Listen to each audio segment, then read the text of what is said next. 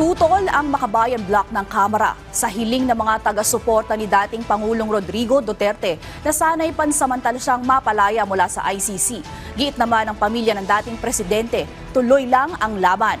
Ang detalye sa balitang pambansa ni Mela Lesmoras ng PTV Manila.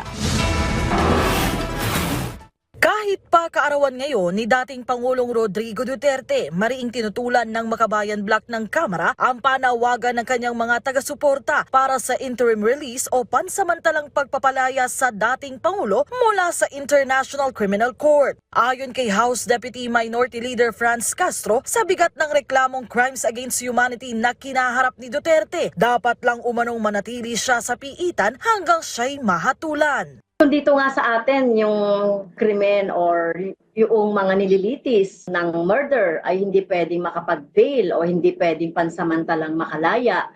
Yun pa kayang yung sinasabi nating crime against humanity. So tingin natin hindi dapat siya mapalaya. Para sa isa pang miyembro ng Makabayan Block na si Kabataan Party List Representative Raul Manuel, maswerte pa nga umano ang dating presidente dahil nasa isang sosyal at komportableng kulungan siya. Ang iba kasing pamilya, taon-taon umanong nasa sementeryo para gunitain ang kaarawan ng kanilang mga kaanak na nasawi noong war on drugs. Si Gabriela Party List Representative Arlene Brosas nanindigan ding walang dapat ipagdiwang ngayon kahit kaarawan pa ng dating presidente dahil sa umunong idinulot niyang pahirap sa mga kababaihan sa ilalim ng kanyang administrasyon. Sa kabilang banda, ang mga taga-suporta naman ng dating Pangulo nagkasana lang ng kilos protesta. Pero may belta rin dyan ang Makabayan Block. Kahit na ano pa mang gawin nilang mga pagkilos, gaano man kalaki or gaano man karami yan sa iba't ibang mga bansa,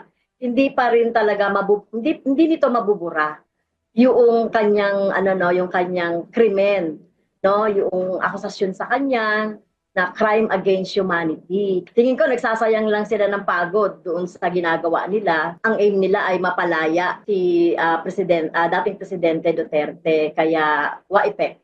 Mula sa PTV, Mela Lesmoras para sa Balitang Pambansa.